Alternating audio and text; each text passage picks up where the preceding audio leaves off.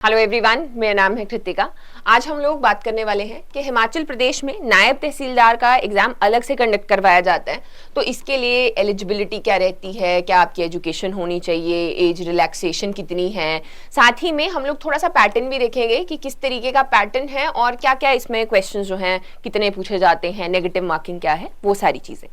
तो Himachal Pradesh public service commission अलग से जो HAS एलाइड है उनसे अलग एक नायब तहसीलदार का पेपर कंडक्ट करवाता है। और इसके बारे में और कुछ भी क्वेश्चंस रहेंगे जो मैं यहाँ पे ना बता पाऊँ, वो आप नीचे कमेंट कर सकते हैं या फिर ये नंबर्स दिए गए हैं इनके ऊपर कांटेक्ट कर सकते हैं। We will try to solve your query. नए बैचेस भी आते रहते हैं, अभी न्यू बैच शुरू होने वाला है GS फाउंडेशन का, तो इसकी इन्फॉर्मेशन के लिए भी आप इधर कॉन्टैक्ट कर सकते हैं या फिर हमारी मोबाइल एप्लीकेशन जो है वो डाउनलोड कर सकते हैं। तो शुरुआत करते हैं। नायब तहसीलदार एग्जामिनेशन के लिए सबसे पहले एलिजिबिलिटी कंडीशन से चलते हैं। तो आप जो हैं भारत के वासी होने चाहिए, पहली चीज। दूसरी, आपके पास में बैचलर्स डिग्री होनी चाहिए किसी भी रिकॉग्नाइज्ड यूनिवर्सिटी से। अब वो डिस्टेंस पे भी हो सकती है, ऐसा कुछ नहीं है कि आपने इग्नू ICDOL से किया है तो वो काउंट नहीं होगी। बैचलर्स डिग्री जो है वो भी यहाँ पर काउंट होती है। एज लिमिट की अगर बात की जाए तो मिनिमम एज है 21 ईयर्स और मैक्सिमम एज है 45 ईयर्स। 21 से आपके ये 45 तक जो है ये दे सकते हैं। यहाँ पर डेट ऑफ रेफरेंस बहुत इंपॉर्टेंट होता है। जब नोटिफिकेशन आती है तो वहां पे मेंशन किया जाता है कि 1 जनवरी जो है तब तक 2026 जैसे लेके चलते हैं, तब तक आप 21 साल के होने चाहिए। अगर आप 1 या 2 दिन छोड़ के बाद भी हो रहे हैं तो आप जो है एलिजिबल नहीं रहेंगे। तो डेट ऑफ रेफरेंस जरूर चेक करनी है, same on the maximum age.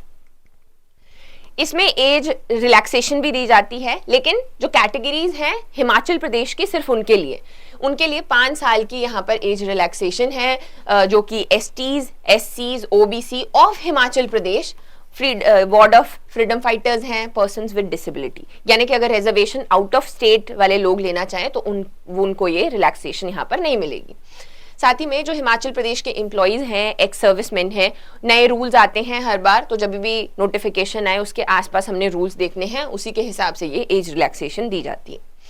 अब एक और चीज जो नोट करनी है वो ये कि आपके पास में सीट्स होनी चाहिए इनकी, तभी आप ये जो है इसके बेनिफिट्स यहाँ पर ले सकते हैं। पिछली बार की नायब तहसीलदार की जो नोटिफिकेशन है उसमें अनरिजर्व्ड 12 है, इसमें एक्स सर्विसमैन की नहीं है, तो वो जर्नल के अंडर ही यहाँ पर देंगे। फिर आ जाते हैं number of attempts, which is unlimited ही है। जब तक आपकी अपर एज लिमिट है तब तक ये एग्जाम जो है वो दिया जा सकता है।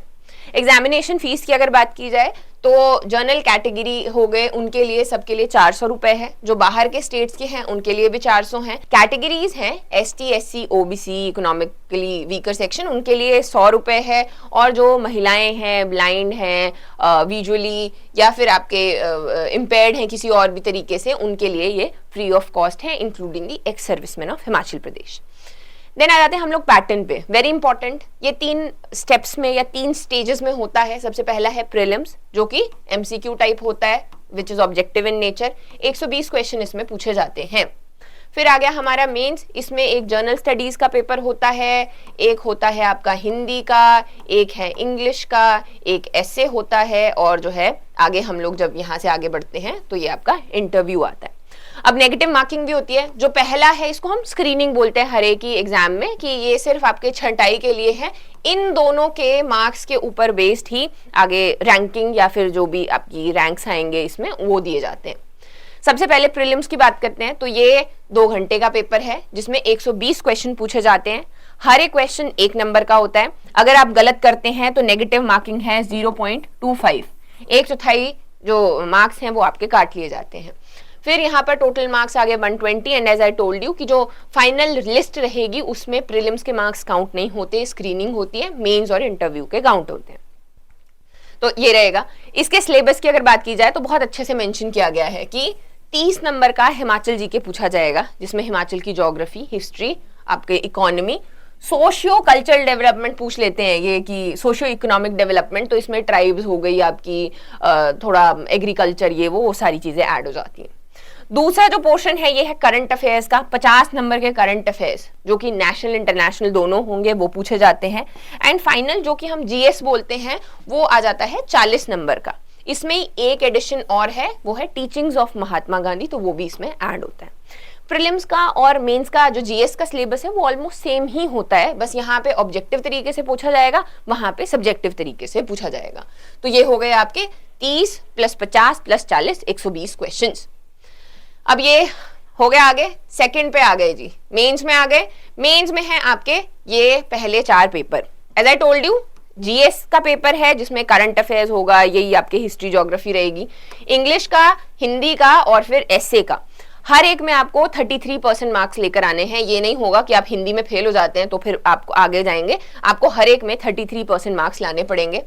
100 नंबर का है जीएस का पेपर, फिर 50 नंबर का है इंग्लिश का, 50 का एसए है और 50 का जो है हिंदी का पेपर आता है।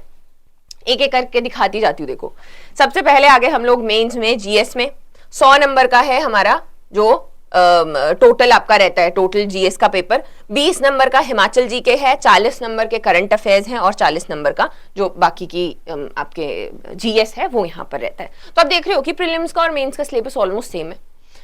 फिर आ गए, ये देखो ऐसे आपको मार्किंग भी दिखा देती हूँ कि 4 नंबर जो है उसमें 60 वर्ड्स लिखने होते हैं, 6 नंबर में 90 और 100 में 150, इस तरीके के क्वेश्चन पूछे जाते हैं।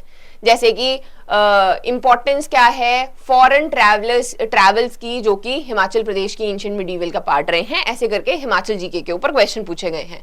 टर्शरी सेक्टर है हिमाचल प्रदेश का, उसकी क्या परफॉर्मेंस रही है, हिमाचल प्रदेश का जो फोक कल्चर है उसको डिस्कस करना है, तो इस तरीके के क्वेश्चन पूछे जाते हैं। फिर आ गए हम लोग हिंदी, इंग्लिश और एसए में। सबसे पहले इंग्लिश देखते हैं, यहाँ पर 1.5 घंटे का पेपर है 50 नंबर का, वैसे ही हिंदी का है। ये देखो इंग्लिश का पेपर डायरेक्टली आ जाता है कि प्रेपोजिशंस जो हैं वो डालने हैं, वर्ब डालना है।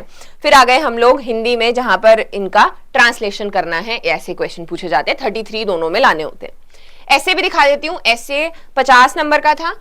50 नंबर में आपको 1000 वर्ड्स का एसे लिखना है, जो कि इस तरीके से दिया जा सकता है, जैसे कि इंडिया का वो जो आपका यूनिफॉर्म सिविल कोड है उसके ऊपर पिछली बार क्वेश्चन पूछा गया था। तो ऐसे वाले जो क्वेश्चंस हैं ये प्रैक्टिस करने पड़ते हैं। लास्ट स्टेज आ जाती है हमारे इंटरव्यू है 40 नंबर का। यहाँ पर जो भी आपका पर्सनालिटी है उसको जज किया जाता है, जो बेंच है वो बैठता है। बाद में आपके सर्टिफिकेट वगैरह देखते हैं कि आपने बोला है कि आप एसटी हैं, एससी हैं, ओबीसी हैं, तो वो सर्टिफिकेट जो हैं वो वैलिड हैं या फिर नहीं। तो ये आपका लास्ट स्टेज रहता है। एंड इसके बाद में आपके मेंस के मार्क्स और इंटरव्यू के मार्क्स जो हैं वो ऐड करके रैंकिंग निकाली जाती है कि आप किस पोस्ट, मतलब नायब तहसीलदार में ही जाएंगे लेकिन रैंक क्या आपका रहा है। ठीक है, so that is it. I hope ये वीडियो आपको हेल्प करेगा। आप सोच रहे हैं अगर प्रिपरेशन के बारे में तो जरूर एक बार अपने एग्जाम को खंगालिए, देखिए। ये सारे PYQs थे जो मैंने डाले थे पिछले साल वाले पेपर में, पिछली बारी वाले पेपर में जो है ये सारी चीजें पूछी गई थी। और अगर आपके कोई इश्यूज रहते हैं तो आप हमारी मोबाइल एप्लीकेशन जो है वो डाउनलोड कर सकते हैं। फ्री रिसोर्सेज नाम का एक फोल्डर है, वहां पर बहुत सारा स्टडी मटेरियल जो है वो भी आपको मिल जाता है। आप मुझे फॉलो कर सकते हैं ट्विटर पे, इंस्टाग्राम पे, बिकॉज मैं बहुत सारी चीजें पोस्ट करती रहती हूँ वहां पे, तो आपको उसमें भी हेल्प मिलेगा। So that is it. Thank you so very much and I wish you all the very best.